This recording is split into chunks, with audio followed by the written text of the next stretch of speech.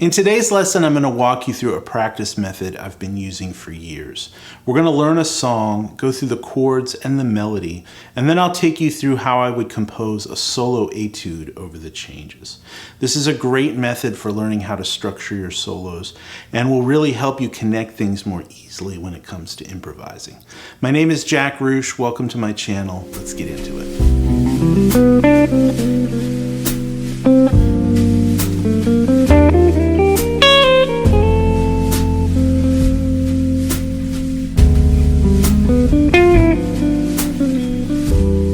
The song we're going to look at today is an old jazz standard called The Nearness of You. And for today's lesson, we're just going to look at the chord progression to the A section of this tune. Now, when you're learning a new song, it's important to learn the chord progression and also the melody. This will help you internalize the song and inform your note choices when it comes time to solo. So we're going to start out by comping through these changes, and today we're going to be in the key of C major. Now I'm going to comp through all the changes to this tune, but I'm going to specifically limit myself to one position on the guitar. This is going to help me see the connection between all these chords, and this is the way I like to practice this sort of thing, because it forces me to really learn the guitar one position at a time, and then I can tie those positions together over time. So we're going to start out by comping through the rhythm. I'll start out real simple, and I'm going to put the chords up on the screen as I go.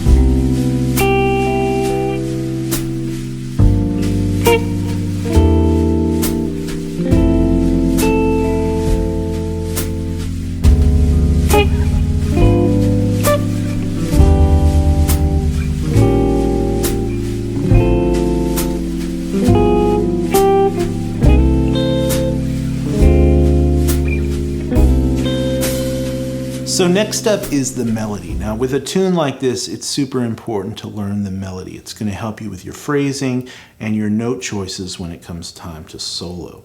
Now if you're struggling with phrasing, a great method is to actually play the same rhythmic phrasing as the melody and just change up your note choices. That's going to really help you play phrases that fit perfectly within the feel of the song. So here's the melody. Again, I'm going to stick to this one position, and this is going to help me see how the notes in the melody connect to the underlying chords.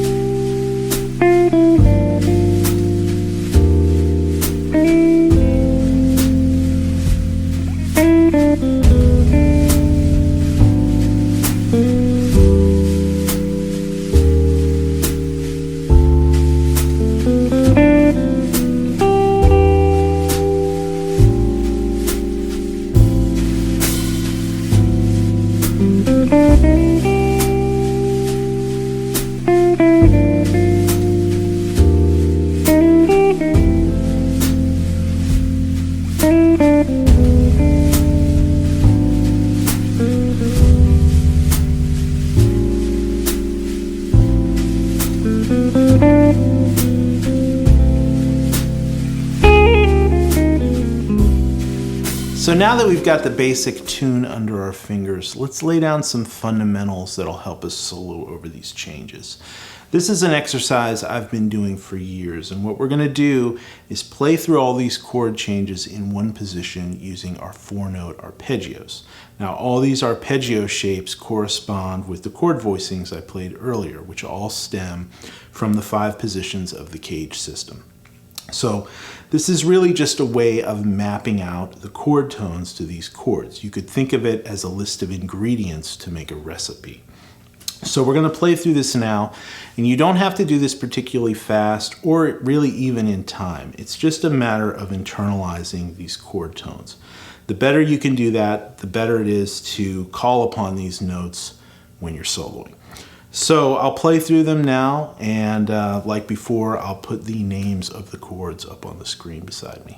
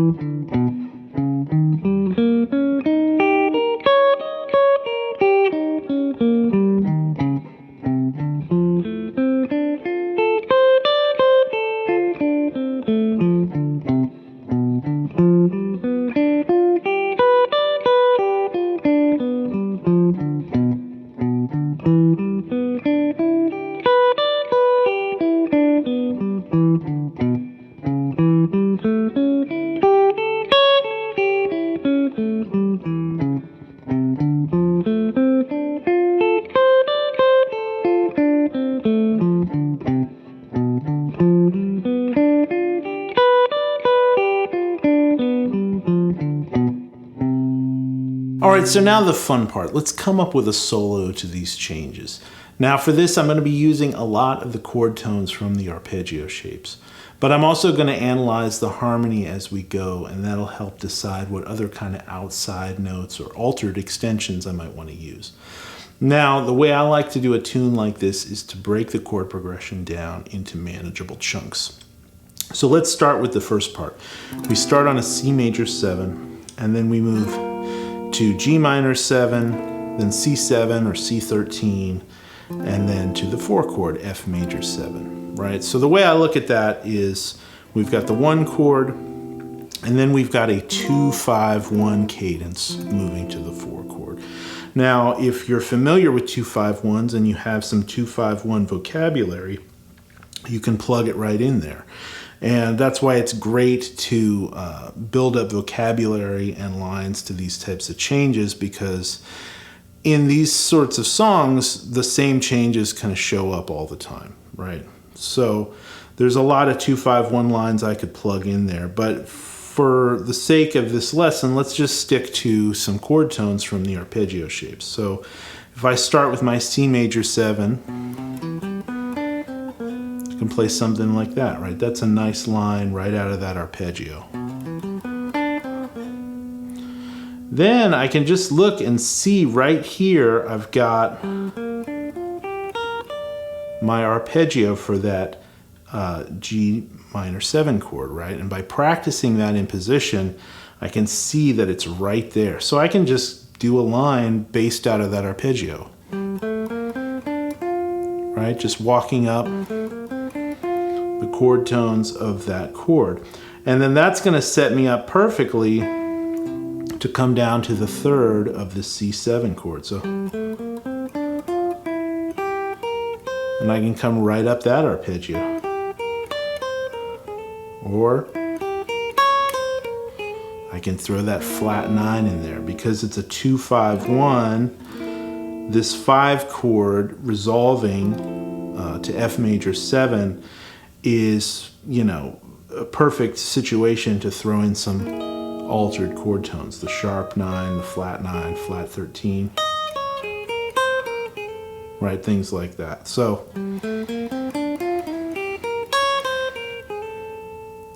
there's the first part of my solo. I just worked it out, right? One more time.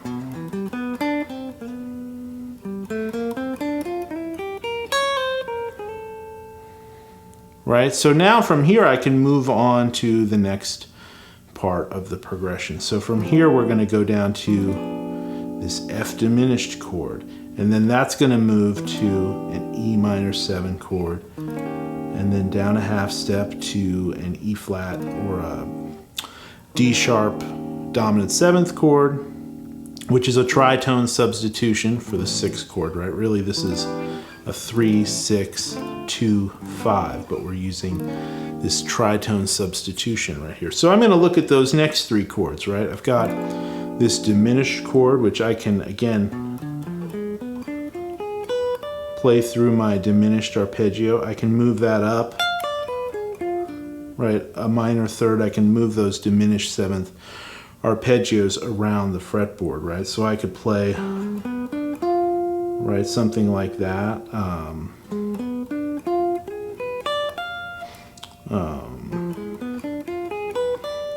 Any of those types of lines are right there in that position, those arpeggios.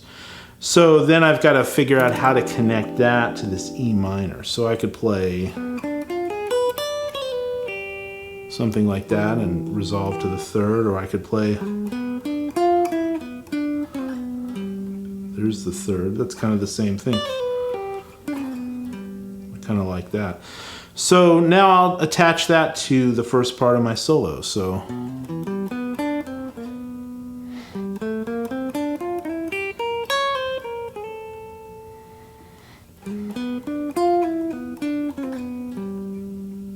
that's pretty nice. That flows nicely.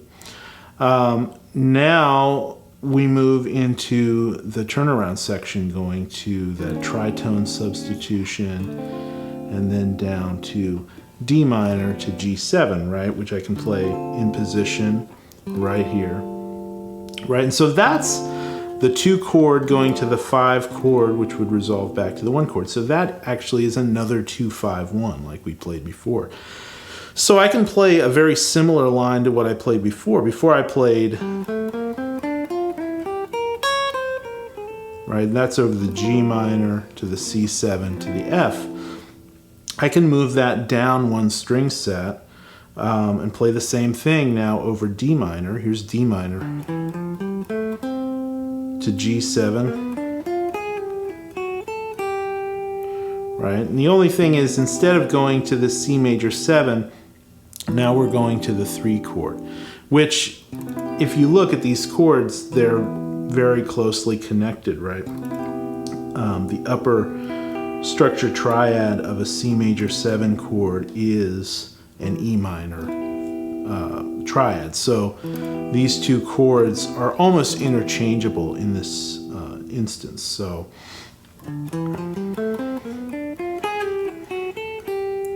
that would be the 5th I'm landing on of C major, but it's also the minor third of this E minor. So that line works perfectly there. Then I'm into sort of the first ending of the A section, right? This is the 3, 6, 2, 5, 1 portion of the chord progression, or the turnaround. So again, if I've got vocabulary that works over those types of changes, and if you play these types of songs a lot, you'll kind of build up some vocabulary you can use, you know.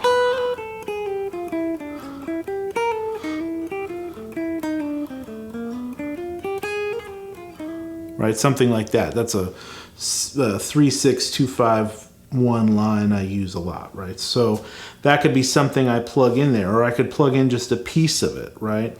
Or I could take it apart and use it different ways. So let's do something like that. I'll play the solo up until that point.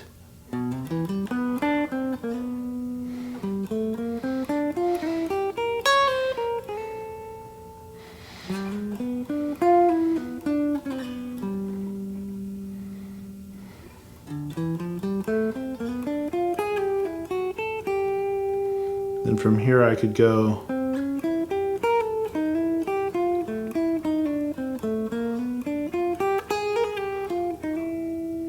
right, and that's really nice. And again, all that is targeting chord tones, right? I'm going up to from E minor, I'm going to A7, right? I've got this A7 voicing right here. There's the 3rd of that chord. I can play,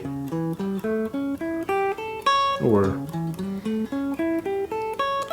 any of these A7 arpeggios to see the chord tone. So, and there I'm playing the flat 9 again, because that A7 is going to a D minor. It's a secondary dominant chord, right? So it's a functioning dominant 5 chord that's resolving, so I can use those altered colors again. Right, and there's the minor third of my D minor chord, right? And then I'm walking up to the third of now my 5 chord, the G7. So again, all these chord tones, just knowing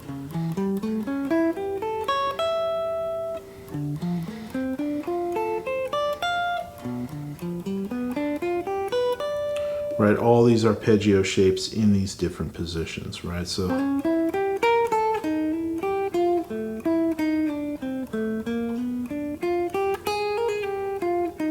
and there again, I'm doing the sharp 9 to the flat 9 and then resolving to the 5th, because that's the 5 chord now resolving, right? So understanding the harmony and seeing the chord tones. The chord tones are really the basic guideline, and I could play a solo very inside the changes solo just using the chord tones if I wanted to.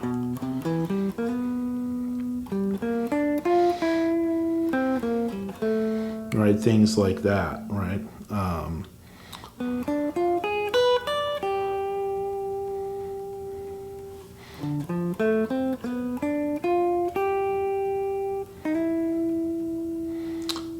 Any one of these kind of things.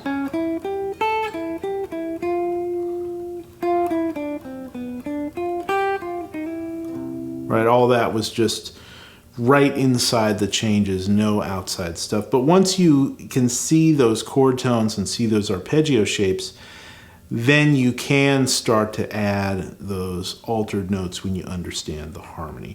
All right, so that's the first part of the solo. If you want the full tabs and notation to it, I'm going to put that up on my Patreon page, so go check that out.